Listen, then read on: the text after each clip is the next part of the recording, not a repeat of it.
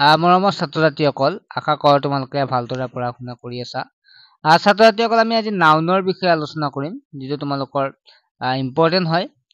যে নাউন মানে কি হৈছে? নাউন মানে হৈছে যিকোনো ব্যক্তি, জন্তু, বস্তু, চিন্তা, কাৰ্য, স্থিতি, দুখ, গুণ আদিৰ নাম বুজালে নাউন বুলি কোৱা হয়। এই আটাইবিলাকে নাউন বুলি কোৱা হয়। আমি উদাহৰণ যদি চাওঁ তেনেহ'লে Munna, girl, Dhaka, book, teacher, water, honesty, happiness, family, sleep, death, এইবিলাক আটাইবিলাকে উদাহৰণ। যেনেকৈ আমি এজন টিচাৰ বুলি কওঁতে এজন ব্যক্তিৰ কথা বুজিছে, ৱাটাৰ, অনেষ্টি হওক, যিটো হেপিনেছ হওক, এই আটাইবিলাক জন্তুৰ ক্ষেত্ৰত হওক, বস্তুৰ ক্ষেত্ৰত হওক, চিন্তা, কাৰ্য, এই আটাইবিলাককে কি বুলি কোৱা হয়? নাউন বুলি কোৱা হয়। আমি ভালদৰে আৰম্ভ কৰিম প্ৰতিটো প্ৰকাৰবিলাক। বৈশিষ্ট্য অনুসৰি বিশিষ্ট পদবোৰক 5 ভাগত ভাগ কৰা, অৰ্থাৎ নাউনক 5টা ভাগত ভাগ কৰা হয়, যিটো বৈশিষ্ট্য অনুযায়ী। Proper noun, common noun, collective noun, abstract noun, material noun. প্ৰথমটো হৈছে প্ৰপাৰ নাউন, ব্যক্তি, প্ৰাণী বা ঠাইৰ নাম বুজোৱা বিশেষ্য পদক প্ৰপাৰ নাউন বা সংজ্ঞাবাচক বিশেষ্য বুলি কোৱা হয়। যে Dhaka is the capital of Bangladesh, অৰ্থাৎ ব্যক্তি হ'ব পাৰে, প্ৰাণী বা ঠাইৰ নাম বুজোৱা বিশেষ্যক, যে যেতিয়া কোনো বস্তু বুজায়, ঠাইৰ নাম বুজায় বা যদি প্ৰাণীৰ নাম বুজায়, তেতিয়াহ'লে আমি কি হ'ব? এইটো প্ৰপাৰ নাউন হ'ব। যেনে Dhaka is the capital of Bangladesh, ঢাকাটো হৈছে এখন ঠাইৰ নাম বুজাইছে, গতিকে এইটো proper noun. Rakib is a smart boy, Rakib এজন স্মাৰ্ট ল'ৰা। ইয়াত ৰেকিবে কি বুজাইছে? এখন ৰেকিবে বুজাইছে যিহেতু এজন ব্যক্তি বুজাইছে, চ' এইটো প্ৰপাৰ নাউন। তাৰপিছত মৌচুমী ইজ ক্লেভাৰ গাৰ্ল, মৌচুমী এজনী চতুৰ ছোৱালী, গতিকে ইয়াত তোমালোকে বুজি পাইছা যে ইয়াত মৌচুমীটো হৈছে ইয়াত প্ৰপাৰ নাউন, অৰ্থাৎ এইটো প্ৰপাৰ নাউনৰ উদাহৰণ। নেক্সট আমি কমন নাউন, যি বিশেষ্য পদে কোনো জাতিক বুজায়, তেনেবোৰ নাউনক কি বুলি কোৱা হয়? কমন নাউন বুলি কোৱা হয়। ইয়াত আমি যে চাওঁ, বয় বুলি ক'লে ল'ৰা জাতিটোক বুজোৱা হৈছে। যেনে ব্যক্তিৰ ক্ষেত্ৰত যদি আমি জাতি চাওঁ, তেনেহ'লে বয়। গাৰ্ল বুলি কওঁতে ছোৱালী জাতিটোক বুজাইছে। মাদাৰ বুলি কওঁতে মাতৃ সমাজক বুজাইছে। ফাদাৰ বুলি কওঁতে পিতৃ সমাজক বুজাইছে। বেবী বুলি কওঁতে কেঁচুৱাসকলক বুজিছে। আটাইবিলাক, ইয়াত কোনো ধৰণৰ এজন কেঁচুৱাক কোৱা নাই। টিচাৰ বুলি ক'লে এজন শিক্ষকক কোৱা নাই। ষ্টুডেণ্ট বুলি এজন ছাত্ৰ বা ছাত্ৰীক কোৱা নাই। মেন, তেনেকুৱাকে বা ওমেনৰ ক্ষেত্ৰত আমি কি কৈছে? যে জাতি এটাক বুজাইছে। গতিকে মানুহৰ ক্ষেত্ৰতো ঠিক তেনেদৰে জাতি বুজালে কি হ'ব? কমন নাউন হ'ব। ঠিক তেনেদৰে থিংছ মানে যিটো বস্তুৰ ক্ষেত্ৰত ঠাই নহয়, ঠাই আছে, বস্তু হ'ব।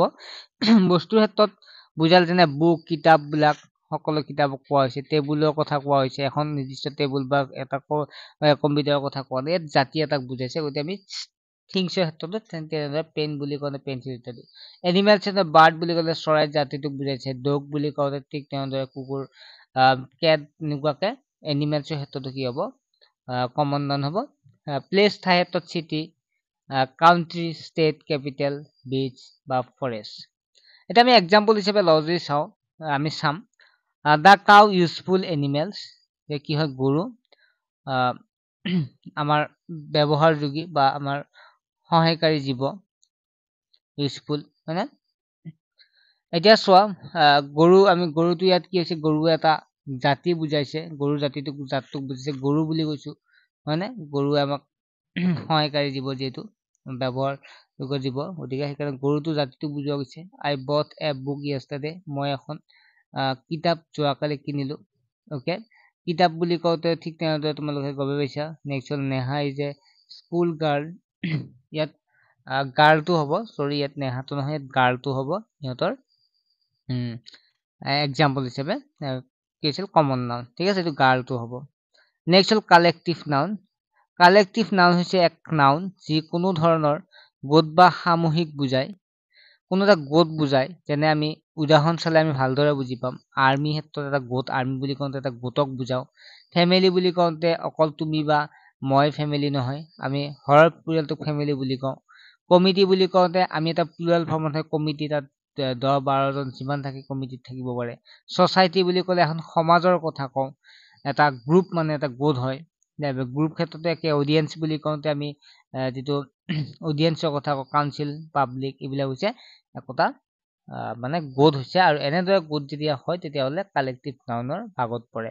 যেনে I bought a small bunch bananas, ঠিক তেনেদৰে she taught a class of 20 students, a group of girls was waiting in the room নিশ্চয় তোমালোকে বুজি পাইছা ইয়াত বিলাক হৈছে কালেক্টিভ নাউন নেক্সট হল এবষ্ট্ৰেক্ট নাউন যি নাউনে দুখ গুণ স্বভাৱ আদি বুজায় অৰ্থাৎ দুখ গুণ বুজালে তেনেকুৱা নাউনক কি বুলি কোৱা হয় এবষ্ট্ৰেক্ট নাউন বোলে যেনে গোল্ড ইজ ব্ৰাইট ব্ৰাইটটো কি হ'ব এবষ্ট্ৰেক্ট নাউন যে সোণ মূল্যৱান বা সোণ এবিধ উজ্জ্বল ধাতু সোণ উজ্জ্বল ধাতু ব্ৰাইট মানে উজ্জ্বল যেটো গোল্ড ইজ ব্ৰাইট ইয়াত উজ্জ্বল বা এটা ভাল বুজাব পাৰো বা এটা বেয়া বুলি বুজাব পাৰো যে swimming is a good for health যে সুইমিং হৈছে ভাল এটা swimming is good for health swimming হেল্থৰ বাবে ভাল ভাল বুলি কৈছে এটা গুণ বুজাইছে গতিকে এনেদৰে দুখ গুণ যেতিয়া বুজায় তেতিয়াহ'লে তাক এবষ্ট্ৰেক্ট নাউন বুলি কোৱা হয়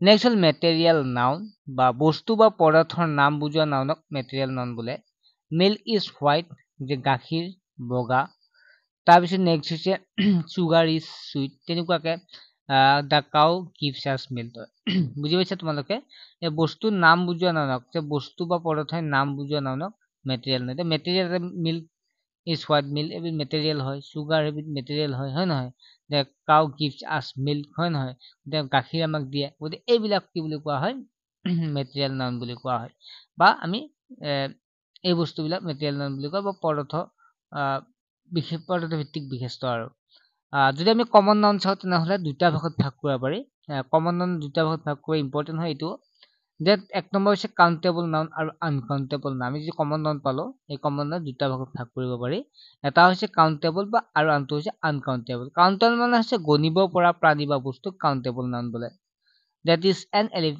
elephant gives me an orange that is a tree there is a box on the table next uncountable noun গণিব নোৱাৰা বস্তু যিবিলাক গণিব পাৰি যিটো এটা হাতী এটা গণিব পাৰি নহয় হাতীবিলাকতো আমি গণি চাওঁ ঠিক তেনেদৰে গছবিলাক আমি গণি চাওঁ যে গিভ মি এন অৰেঞ্জ মানে আমি এন অৰেঞ্জ বুলি কওঁ এটা অৰেঞ্জৰ কথা কৈছে এইবিলাক গণিব পাৰো হন এটা দিয়ক বুলি কওঁ there is a box on এটা টেবুল যে তাত এখন কিতাপ আছে টেবুলৰ ওপৰত বক্সৰ ওপৰত এখন কিতাপ আছে বক্সটো এটা বস্তু বুজাও হয় নহয় এইবিলাক হৈছে কি হৈছে there is a box on the table অৰ্থাৎ বাকচটো টেবুলৰ ওপৰত আছে ওকে এতিয়া আমি এটা বাকচ বুলি কৈছো বাকচ টেবুলৰ ওপৰত আছে হয় নহয় তাত আছে গতিকে এটা বাকচ বুলি ক'লো নাই গতিকে এটা বস্তুবিলাক আমি গণিব পাৰো তেনেকুৱা নাউনক আমি কাউণ্টেবল নাউন বুলি কওঁ যিবিলাক কাউণ্ট কৰিব পাৰো গণিব পাৰো যিবিলাক আনকাউণ্টেবল নাউন যিবিলাক গণিব নোৱাৰো যেনে চুগাৰ ইজ সুইট যে কি হয় চেনি বিলাক কি হয় মিঠা হয় নহয় চুগাৰ মানে চেনি মিঠা এই চেনিবিলাক কওঁতে আমি চুগাৰটো আমি গণিব পাৰো নেকি আমিতো চুগাৰ গণিব নোৱাৰো গতিকে এইবিলাক হৈছে আনকাউণ্টেবল নাউন যেনে টি চাহ আমিতো লিকুইড বস্তুবিলাক গণিব নোৱাৰো মিল্ক গাখীৰটো গণিব পাৰো নেকি নোৱাৰো গতিকে এইবিলাক পৰিমাণ হিচাপে জোখা হয় গতিকে যিবিলাক বস্তু গণিব নোৱাৰে সেইবিলাক আনকাউণ্টেবল নাউন বুলি কোৱা হয় ছাত্ৰ ছাত্ৰীসকল ইমান পৰে ভিডিঅ'টো চোৱাৰ বাবে ধন্যবাদ তোমালোকে ভালদৰে বুজি ল'বা তোমালোকৰ উপকৃত হ'ব পাৰিবা আৰু ইয়াৰ ওপৰত তোমালোকে এটা মই কথা জনাই থওঁ যে ক্লাছ 9ৰ অনলাইন টিউচন হৈ আছে বহু ছাত্ৰ ছাত্ৰীয়ে এতিয়ালৈ সুবিধা লৈ আছে বহু ছাত্ৰ ছাত্ৰীয়ে ভাল পোৱাৰ বাবে গাৰ্জেন বিলাকক অন্য ষ্টুডেণ্টক লোৱাৰ কাৰণেও অনুপ্ৰেৰণা যোগাইছে বা তেওঁলোকে কৈছে চ' তোমালোকো যদি কোনোবাই ল'ব বিচাৰে তেনেহ'লে ল'ব পাৰিবা কাৰণ আমাৰ মাচুলটো একেবাৰে কম সকলো মধ্যবিত্ত ছাত্ৰ ছাত্ৰীবিলাকে ল'ব পাৰিব ঠিক আছে আজি ভিডিঅ'টো ইমানেই আছিল হোৱাটছএপ নম্বৰটো দেখা পাইছে এই নম্বৰটো তোমালোকে SMS কৰি সুবিধা লাভ কৰিব পাৰিবা